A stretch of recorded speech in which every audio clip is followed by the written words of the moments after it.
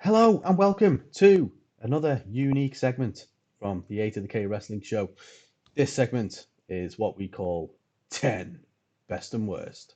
And in this episode, we are going to be discussing the 10 bests and worsts from the Royal Rumble. That doesn't mean we've got 10 bests, 10 worsts. We just got 10 things. Maybe you can decide what's worst and what's best. 10 I'll things. probably tell you though. But yeah, And then we'll stress these are our Okay. personal opinions.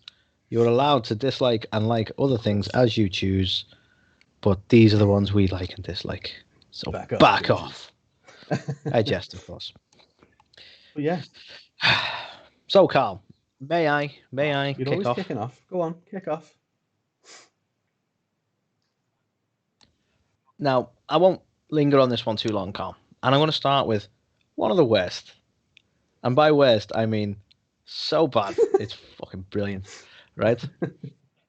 And that is, and we've talked about this, I think, on our Rumble Talk many moons ago, which I implore everyone to listen to this instead of that, because that was when we first started out, and we probably talked for about 6 hours on one thing. Anyway, I'm talking about that time back in 2005, Carl, where both, as I want to, the memory, but I want to say it was out of the ring at the exact same time, miraculously, unexpectedly, and Vince, once so happy about this, storms down to the ring and tears both his quads, and then proceeds to tear everyone a new one from a seated position. It is one of the So most basically, tears funny everything. fucking things I've seen. Legs, people apart. You know, his pride. Yeah. Everything got tore up. Yeah, there were 2 quads and several new arseholes torn that night. But I mean, fair play to Vince. That must have fucking hurt, right? It sounds painful, and it did not stop him from dealing with the issue that he stormed out for. Like, he's one tough old man, to be fair. But Oh God. it's, I don't know, it was an injury, but it was so unintentionally fucking hysterical that it almost deserves to be in the best, but I can't best a total freak accident. It's just so, you have to see it, and it has to be on the list. It's just one of them moments. Oh please. It's insane. Surely And everybody listening to this show must have seen it, but if you haven't, I implore you, check it out. yeah, It is 2005 Royal Rumble. It's just insane. It's so bad, it's good. But I mean, the thing that's so funny about it as well is I think Vince wasn't even on TV at this point. So obviously it was a botch finish. Batista was meant to eliminate Cena, but the momentum meant that he fell over as well. So And by the way, that was one of the most amazing botches ever. That's so unlikely to happen. I know. I mean, there were so many people saying, "Oh, no, it's not a botch. It meant to happen and all this kind of stuff." But no, by all accounts, it was a freak accident. And so was what happened. I don't think you could plan it. No, I don't think you could land that well no, God, no. and that in sync. I don't think you could plan that. It had to be a freak accident. Just Sorry. Anyway. just imagine though, just imagine being Cena and Batista, and obviously Vince. So the referees, by all accounts, did a fantastic job to try and cover it because it was unplanned. So they went through their own little thing off the cuff of like, well, the SmackDown referees were like, no, Cena won, and the Raw referees were like, well, obviously no, Batista won, and this back and forth, until Vince was like, well, I'll settle this, and I think he was meant to come down and kick off and say we're going to restart the match, damn it, or something. But it's just the way, like knowing Vince, like we know Vince and how much pride he's got, and you can't even stand people sneezing around him. For him, he's got Yeah. such a power complex to get in that ring and just go, just sit there. It's insane. The years of doing that power walk just finally took its toll. It's just, yeah. We can't do it justice, guys. Just if you haven't seen it, you need to see it. It's awesome. As well, like, but in a bad way. He sat there in the ring after this, while that all happened, and with his hands on his hips and his legs out and whatever, like just so funny. But then, when they restarted the match, when it was just them two, he walked to the back by himself. Like how do you walk to the back with 2 fucking blown out quads? Mental. Slowly. Mental. Slowly with care. So an excellent entry, Anthony. So the one I want to kick off with is another worst, and this is a quite hilarious story. So we're going to talk about the 1996 Royal Rumble, and this is not long after Stone Cold Steve Austin has come back to the WWF and he's got the ringmaster gimmick. So it's before he's become Stone Cold. And the original plan, so he's come back, he's the ringmaster, and Vince was quite high on him still at that point, and was like, do you know what? You're going to be in the final four. So he's like, okay, excellent. He comes down, and he's not been in there that long. And Fatu, who many may know as Rikishi, was doing a gimmick that wasn't Rikishi at the time, and he basically liked to cover himself in baby oil. And so they're doing the thing as they do, grappling, brawling, etc., etc.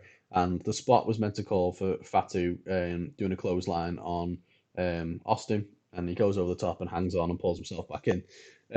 But he was covered in so much baby oil that Fatu goes to clothesline him, and he just can't hold on to save his fucking life, and just fucking dumps to the outside. Um, This feels like one of the things of like, how did you not see this coming? like, oh, it's just so funny, and you can just imagine, like it's quite a push to be like you're going to be one of the final four in the Rumble, and he's only just come back at this point, so he was fucking gutted, he was fuming, and at the time, commentary was a team made up of Vince McMahon and Mr. Perfect, and but Vince McMahon just didn't talk about it at all, and it was dead quiet for ages. Just no one mentioned it, and then Perfect was like, "What happened to the ringmaster?" And you could just hear in Vince's voice, he was like, "Well, he must have got eliminated. We didn't see it. We must have missed that one." And he was fuming. um, but I know Austin's spoken about it since on like his own podcast and stuff like that, and he just like go and check that out when he talks about it and like what was going through his head and stuff at that point. But just so funny to think that he should have been a massive push, one of the final four, like as one of the main guys, and then he just goes whoop just because of baby oil. Love it. Not to be this guy, but it makes you wonder, doesn't it? Like, had he have got that push as the ringmaster, would we have ended up with Stone Cold Steve Austin? Well, who knows? Who knows, Anthony? Maybe that baby oil saved his life. Thanks to the baby oil, Steve Austin was born. Oh yeah. That is this is one of the things. This is slightly before my time, so I now need to go back and watch the 1996 Royal Rumble just to see this happen, or just that clip, to be honest. Not watching the whole thing, but you can do that on the WWE Network because we live in the UK and we can still get it for $9.99. Well, $4.90. Oh no, wait, $9.99. But yeah, a particularly good entry, that Carl. I didn't even know about this, so that's amazing. Check it out. It's awesome. Check it out. So my next one, Carl, I'll give you the best, shall I? Shall I give you the best? Go on, then. I'm going to give you a very recent best as well. And that is the Goosebumps moment. One of the moments that almost inspired or started this podcast. And that is the return of Edge in last year's Royal Rumble. Because how can you not be in absolute nostalgic awe the minute that music hit? It was an amazing moment. And do you know what? I even think it was right that, like, it's one of them, like, you're in shock at the time. You're amazed. You made up because this was a guy who was never going to get back in the ring. And then he's back in the ring and you think, okay, it might just be a quick spot, just for the shock factor. But then he's in there for a while as well. And it's like, that's when you're like, shit, he's back. Like, he's back. You know what I mean? This guy's, like, he's ready to wrestle kind of thing.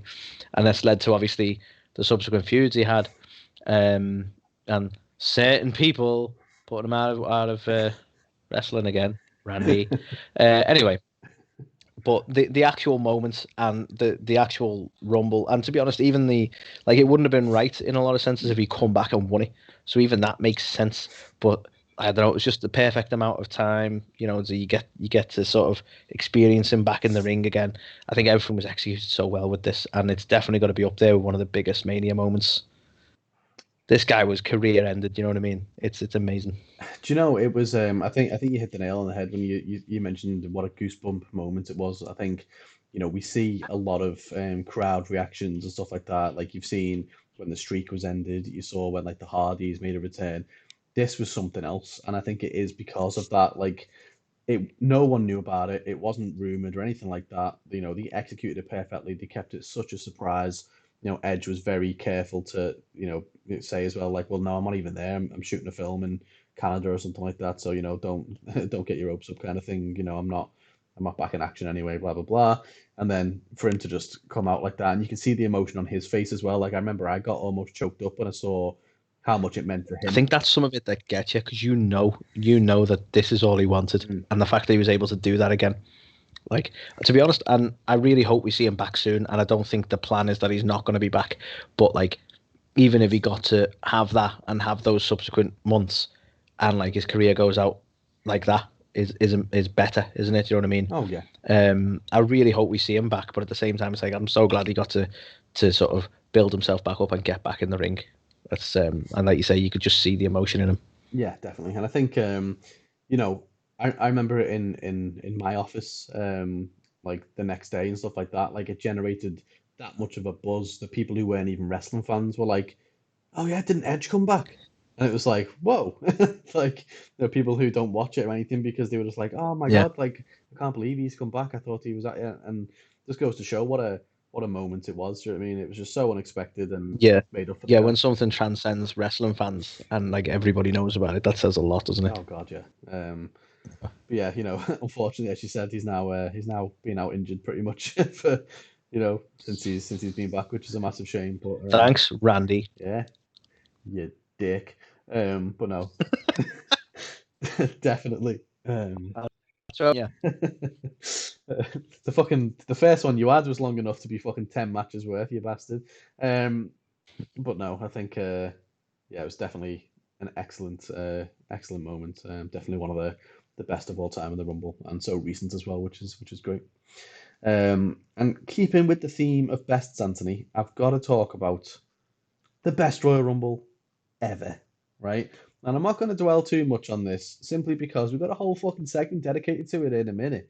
But right, the 1992 Royal Rumble, like it was just, it's amazing.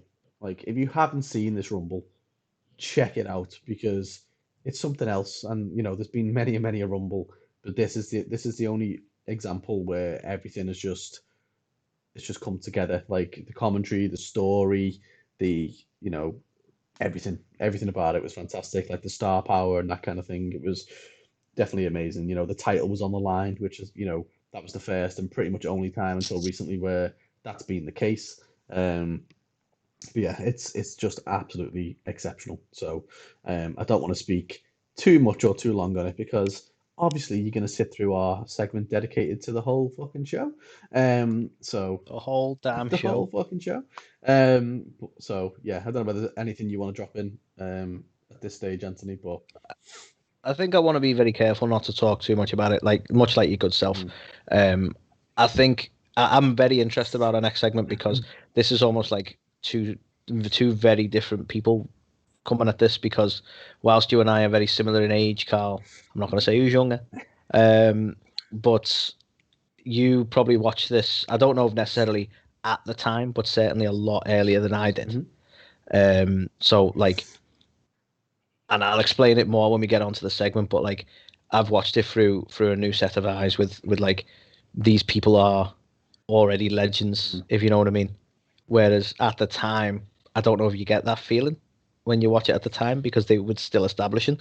But we'll talk about that some more because like that some of the bits I want to talk about the fact of how stacked this is. But I suppose like did it feel stacked at the time? But that's kind of what we'll discuss in a bit. But yeah, it is a hell of a pay-per-view. And yeah, I'm curious to get your thoughts on a couple of bits anyway. awesome. I look forward to speaking about it. Awesome. So my next one, Carl. Let's go back to a worst day. Let's bring the tone down a little bit if we could. And I don't need to harp on this too long, Carl. I think you'll know exactly my reasons for this. But it's Charlotte Flair winning the 2020 Royal Rumble, or the Women's Royal Rumble. And this is because this was done at a time when Charlotte was just forced down everyone's fucking throat for some reason. And I know a lot of people like to defend it, and they're like, "Oh, it's not just riding the dad's coattails. She's really talented." I'm not going to deny she's talented. She knows what she's doing in the ring. She does play a decent heel most of the time. But the bit that I don't get is why it was like all Charlotte all the time, and WWE was so fucking big on it, right? I actually would suggest, and I don't want it because of how saturated it is at this point, but I would have suggested this year would have made more sense. It would have been a better shout because she's just come back. Yeah. Like they did this at a time when we were getting nothing but Charlotte, and then she wins the fucking Rumble as well, and does it in such an arrogant way. And I'm like, do you want to be a heel or a face, mate? You fucking man. It's another problem I've had as well. But yeah, I don't know. It still doesn't sit well with me, especially because there were so many good up and coming talents in the women's division. A women's division that for years hadn't been much and has been so well put together by WWE, and I do want to give them credit for that. But why not push someone who maybe wasn't one of the four horsewomen, for fuck's sake? I just like the biggest gripe I had with it was, did she even need it? Do you know what I mean? Like Well, no. it. This is the thing. Like, it made a lot of the year before we had Asuka win, and that made a lot of sense because she come up from NXT. Nobody was ready for Asuka, I don't believe, and then she won the Rumble. Yeah, That made sense. yeah. And then this is like this entitled person who's won all the belts. She needs to win the Rumble Well, now. that's It's it. like, why? So you had Asuka win it, and then you had Becky Lynch, and all her story made sense. And then for Charlotte to win it Yeah, and get the title opportunity, and then challenges Rhea Ripley, which, don't get me wrong, that match and that feud was fine, but did Charlotte need to win the Royal Rumble for that? but you see, this is the thing. They could have set up that match, right? Like you say, like all due respect to NXT, I know they want to try and acknowledge it as its own thing, right? As its own independent brand. It's not developmental at all. But like from a logical point of view, Carl, if you were a wrestler and it wasn't fake, sorry, scripted. I don't want to get attacked by people. And it wasn't scripted, and you won the Rumble, you can challenge for any of the top titles you want. Are you going to go for the third tier show? Well, exactly. It feels like a waste, and the Rumble itself is enough to propel someone. Like she didn't need propelling. They could have set the Rhea Ripley Charlotte match up, no problem, without the Rumble. They could have pushed someone else with the Rumble. I mean, I would have been totally happy with Bianca Belair winning it. She come out of it looking fucking ace anyway. Hmm. Let's have a shock. Let's have her win it. Why did it have to be Charlotte? No offense, Charlotte. But... Yeah, God knows. And I think And again, not against the winning. If she didn't win it last year, I'd have been totally fine with her winning it this year because it makes a bit more sense. yeah, I think the point you made around she was so forced down everyone's throats as well in that period. Like she was everywhere, wasn't she? And then obviously they Yeah. did put her on Well, we made that NXT. joke, as you might recall, probably after the Rumble, but we made that joke about AEW are having her on their show as well because we need all the Charlotte we can get. Yeah, Because she was suddenly everywhere, and I don't get like why they were getting to a point that even the people who liked her, they were trying to make them not like her by how much she was there everywhere. yeah. And they have a big women's roster, so they didn't need to put every match a Charlotte match. It doesn't make any sense. No, and we'll talk about it, and not to date this segment because obviously this is something which people can come and look back on in the future. But we're getting it again, aren't we? She's already been on SmackDown this week, Charlotte. So it's like doing it One of my again. gripes for this But one. yeah, yeah, I don't know. It just felt like unnecessary, especially the way that it ended up all, with her versus Rhea Ripley. It felt like someone else could have got that benefit, and she didn't really need it. But just another thing ticked off the list for her, I suppose, as Rumble winner.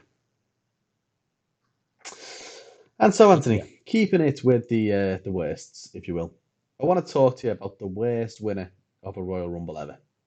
Who do you think that might be? Anyone come to mind other than Charlotte? Goldberg.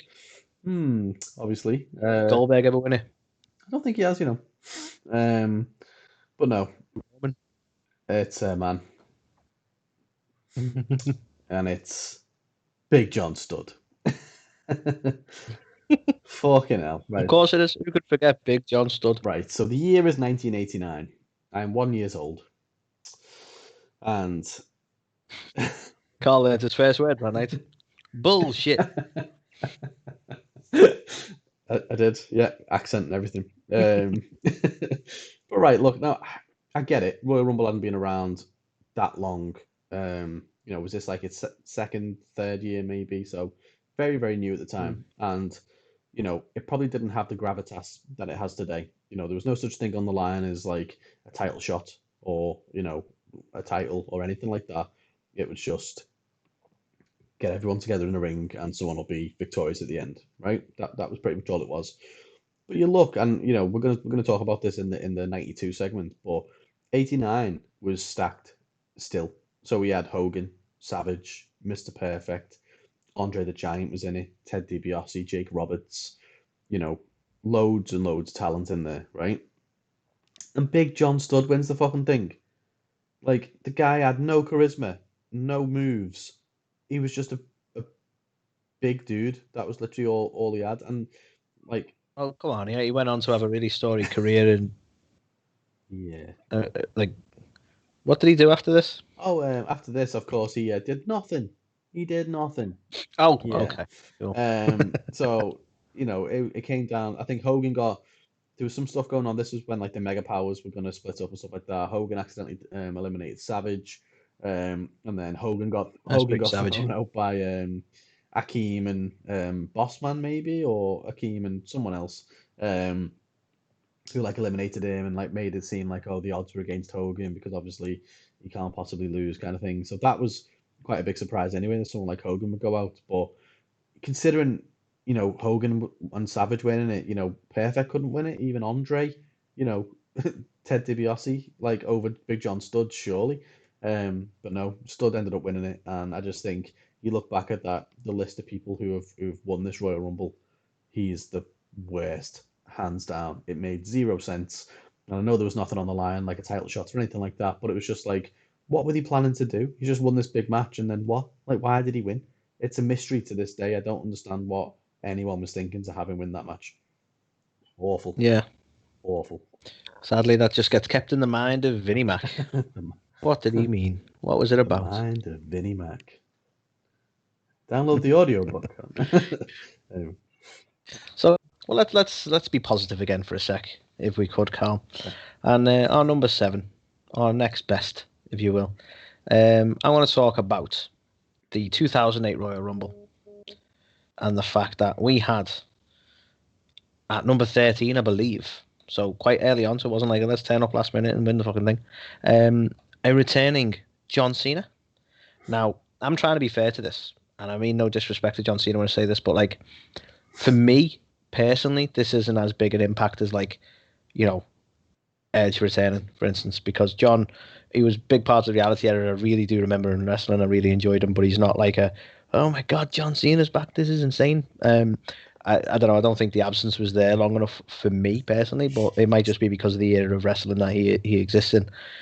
I'm sure, much younger kids were like proper like goosebumps in awe at John Cena's return. And the reason it was such a big shock is because, by all accounts, at the time, I believe he suffered a torn pectoral, Hmm. and he was not. They were suggesting he weren't going to be back for like the remainder of the year, if not longer. So no one expected him to come back, and this might have been a bit of a plan. I mean, and again, it's certainly not as big a shock as Edge coming back, but even so, I think just the timing of it, and how white hot he was at the time, it's got to go down as a best moment because it's one of them well remembered returns. And again, I remember it, and it was awesome. But I can totally imagine generation younger than us, Carl, would have been like losing their shit over that. Oh God, yeah. So I think like, especially like whenever you get the number 30 and it's someone like you've gone through the whole Rumble and you've had most of the main guys come out and you kind of, clutching the straws and like who could it be? Who's going to come out at number 30? Because no, normally they'll be like, someone's won this to come out at number 30 or someone's getting punished to come out at number one. And none of that stuff happened in this particular Rumble. And it was just kind of like, well, who could it be? Who's going to be the last one in the Rumble? And then to hear that music and just see him with his little shit-eating grin on his face, I was just like, oh shit, he's back. And yeah, so, and he proper milked his entrance as well. It's one of the bigger entrances you get in a rumble. Most people just get crack on, but no, he was getting his entrance, damn it, he was. which tickled me. No, But definitely. but yeah, I think it's got to go down as a best because he was like a really fucking big deal at the time as well. Yeah, I think it was just the whole surprise factor of it, because he, the timeline of an injury like that would have had him out for months and months longer than what he was. Obviously, he's an absolute Not Super Cena. freak, and he's a Oh superhuman yeah, Superman that he is, and he just came back incredibly quick, and yeah, like I think that's what made it even more of a surprise because no one even thought in the red that like he'd be healed in time. I think it that's was the thing. It just didn't feel logical, did it? no, it was like Well, half the amount of time, if not, even less when, he made the return. So yeah, definitely just for that, just for the shock factor of someone his star caliber coming back was definitely one of the big moments, I'd say. I mean, yeah, he screamed the entire match, but I'm sure that wasn't because he was in pain. That last bit was a joke. So I'm not going to keep it as lighthearted as you, Anthony, because I seem to just Well, be fine. all about the worsts at the minute. And one of the worsts I want to talk about is Batista winning the Royal Rumble in 2014. Now, Batista had been away. He'd been I'm shoot sorry, don't you mean Blue Teaster? Blue Batista. It's lovely ring gear. But he had been away for quite a while. He'd gone to Hollywood. He was, being Dax or whatever, wasn't he, for Guardians of the Galaxy at the time. And he made You it just pissed off a load of Marvel fans there. Drax. Drax, Carl. Yeah, Dax Harwood, or whatever he's called. Um, Yeah, Dax Harwood the Destroyer. yeah, Yeah, that's the one. that's him. Um, so yeah, he'd gone off and he'd been Drax, hadn't he? And then he'd come back ahead of the Rumble, and therefore many people were kind of like, okay, he's going to be the heavy favorite here, which would have been okay, maybe. Batista's back. Batista's been pretty cool. Everyone likes Batista, except he wasn't Daniel fucking Bryan, and at the time, I'm gonna 2014, be honest, he's not. he's definitely not. And 2014 was the time when Bryan was just over to like fucking super over. Do you know what I mean? And Oh yeah. I think a lot of the fans in attendance as well, are big Ring of Honor fans. So I think there was a Ring of Honor card on like the night before or something like that. And a lot of people who were going to that also decided to go to the Rumble. So It obviously, makes sense that WWE would want to piss them all off. well, exactly. So you've got a packed arena full of die-hard Daniel Bryan fans, and he's in a match earlier in the night. I think he was against Bray Wyatt in a losing effort, and then the Rumble comes around, and the fans had already started taking over the show by this point. So the title match I think was Cena and Orton, maybe, probably. That seemed to be the thing that was happening every fucking week at that time. Maybe. But that had got taken over by, yes chants and people saying, this is awful, stuff like that, because all he cared about was Daniel Bryan. So we get to the Rumble. Batista's coming out, he's the very strong favourite, and all the way through, there's like yes chants, all they want, Daniel Bryan, Daniel Bryan, Daniel Bryan. We get to number 30, and Rey Mysterio, like everybody's favourite Mexican dude who everyone loves to cheer. Don't think he's ever been a bad guy in pretty much his whole WWE run. Actually, yeah, I think you're quite right. I don't think I've ever known him be a heel. Yeah, he gets fucking booed out the building, doesn't he? Because he isn't Daniel Bryan. So he comes out at number 30. I think, Bryan has since been kind of quoted as saying he remembers sitting in the back because he wasn't in the Rumble at all. And he remembers sitting in the back just feeling so bad for Rey because, like, like they just fucking booed him out the building. And then that was it then. Isn't it mad? Like that would have been. That's a real character thing, that isn't it? Of going, that guy was so concerned for Rey and the reaction he was getting because Rey didn't deserve it, and I'll attest to that. But like the fact that that's what was going through his mind, not the fact that it's like, see, I should be in the Rumble. Everybody wants me in the Rumble. He was more concerned with Rey. That says a lot about him as a person, doesn't it? Oh God, yeah. And it's such a shame as well because WWE just didn't see it. Do you know what I mean? For the fans in attendance, that him not even being in the Rumble was what was like the final straw almost, and they just lost it. And Batista ended up winning the thing. It was just that was it. It was just game over. It was just booze, and no one wanted that. But WWE stuck to the guns, and Batista went on to WrestleMania, and Bryan just had to fucking deal with it, didn't he? They did not course correct at all, did they, Carl? What did they? So, I'm sorry, go on. No, I'm done. But yeah, Okay. so just So, well, I'm going to try and bring the tone back up if I could, Carl. okay. And I want to talk about another best. And because I was like, I'll look at the last couple of years. I'm not going to do much more than that. My next one is for the 2020 Royal Rumble. And let's face it, this is a best that, if I'm trying to be completely honest, Carl, I'm not sure everyone would have this on their best list. I'm really not. But I think you and me definitely do. Mm-hmm. I mean, I obviously do because it's here. But I think you and me definitely do, right? And that is the fact that Drew McIntyre won the whole fucking Rumble. Oh yes. Yes. And went on to dominate in Mania. And was also the one who eliminated Brock. He's just had a fucking awesome run in this pay-per-view and then last year or so. And I've mentioned a few times about him being our COVID champion. I really hope he gets a run in front of a fucking audience at some point.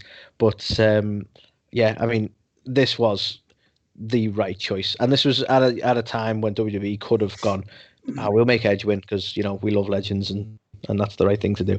They still stuck with their gun. He was white hot at the time. Sorry, a phrase I've been using throughout this whole segment. And yeah, it was so the right choice. I know you were massively over on him. I think you were calling this. You were like, no, Drew's gonna win. He's my favorite to win. And don't be wrong. I think you were calling it probably with a bit of hope more than certainty, but even so, you were like that. He's the guy, and I was like that would be good, but I don't know. Yeah, there was just something electric about the whole event, and yeah, it was just so the right choice, and it went on to be one of the better WrestleManias as well for that reason, match wise. Oh yeah, absolutely. And I think if you look at this picture right here, this picture needs to get better at pointing. You can see just how apeshit the fans went as well, which is, it's such a shame. You mentioned him being like the COVID champion. Like, I really do hope we do get to see a Drew McIntyre title run in front of fans again because they were so hyped for this, like for him winning, which, spoke volumes at the time as well. Like, we've only really known him as a champion in this COVID like era, and it's easy to Yeah, forget how over he was. Do you know what I mean? And how over that I hope he still is. But obviously, you've already said that it was a big thing for us because obviously he's Scottish, he's a UK lad, and all that no. kind of stuff. But He went from being that Scottish loser to that British guy who won the Rumble. some folks think we're fickle, but no. I think Oh fuck! I choked on my words there. the thing No, though I joke as that well. But, like, he's from our side of the pond, which made it a little bit sweeter. yeah, definitely. And I think, if you think back to this Rumble as well, it was such a unique Rumble. It was so weird in the sense that Brock Lesnar just came in and just threw everyone out up until about number 15. Do you know what I mean? It was It's just, so I was weird. getting worried about how many he was getting rid of. Like, I'm like, Yeah, how long are they going to keep this going? Wait, this is going to be the most flat Rumble if he keeps doing this. yeah. And I But think, just the way that, he came in, it was like, oh shit. And the way he eliminated him and everyone was just like, oh my God, thank you. And then we actually got to do like the Rumble as it should have been then. So there was all that aspect of it as Drew well. comes But in I was on just, public service, then we get on with the Rumble. but yeah, I think, you're probably right. I don't think this would maybe top many people's lists, but I think for us and, as much of a Drew mark as I am and, the reaction it got and the way it all came about and everything. I just think, yeah, it's definitely one of the best moments of, in hindsight, other than the Charlotte win, like Rumble 2020 was pretty epic, having Edge come back and having Drew win it in the fashion he did as well. So, Yeah, to be honest, they hit it out of the park for the men's Rumble, and mm, the women's Rumble in previous years was ace. It's just sadly fell a little bit flat compared to on 2020. Like, definitely. and it's not a gender thing. I'm just saying. And so the But final no, one, the men's Rumble, mate, it was damn near perfect, I would say. yeah, I agree. You had like the little storylines getting built up between Edge and Orton as well with the elimination and what was going to happen there, and no, it was definitely good. But before Anthony, I go on to the final one, number 10. We should probably caveat it with there's a load of other stuff that we could have put on here. That's Things like Kofi Kingston's like epic ways he saved himself and stuff like that. And yeah. you And know, to be honest, like that might even be a list in itself. He's done it that many times. But like, can you pick a best Kofi save? I mean, to be Difficult. honest, like Kofi stands out as like being the main guy, but we had obviously we had Naomi do it. We had Casey Catanzaro from NXT do it Yeah. in the women's rumble. We've had like older stuff with like Shawn Michaels and stuff when he did we thought he was gone, he managed to pull himself back over the ropes and stuff like that. So, there's been quite a few. Well, weirdly, I think 2020 was the first year Kofi hadn't. Mm, Am I right yeah, in you're saying right. he was just Yeah. straight eliminated? I That think was weird. he probably just run out of ways, didn't he? He was just like, you know what, I can't keep doing this every year now. Just eliminate me, and the streak is Yeah. over. Yeah. Fuck that. Somewhere, the guy who like the take a reaction guy was just like when Kofi just got eliminated. I still maintain the best non-elimination that never happened would have been Zach Gowen. I mean, you can't argue with the logic behind your statement. To be fair, how can both feet touch the floor? It's true. He could have Um, made an angle. He could have deliberately had it like nowhere near the fucking match. and been like, "Wow, how's my other foot going to touch the floor now?" But no, they wouldn't do it. No. Instead, he had to end up in a match with Vince McMahon for some reason. That was a weird time. Standard. Anyway. But yeah, so obviously there was loads of other stuff we could have put in, and as you've probably already guessed, we're a bit biased, which is why the last one I want to talk about in terms of the best is just because I love him, and you should all love him too, is Mr. Perfect's return, 2002.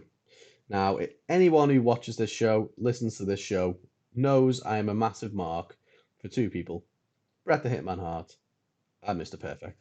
And I don't think I have popped so hard than for this moment because I was just completely shocked. 2002, so how old was I then? 13, 14, something like that. About 13. 13, yeah. And obviously the internet was a thing, but we're old guys. It wasn't as easily accessible. There wasn't as many dirt sheets. Nothing was spoilt anywhere near as much as it is today. So I had no idea that my boyhood hero, Mr. Perfect, was going to be making his return.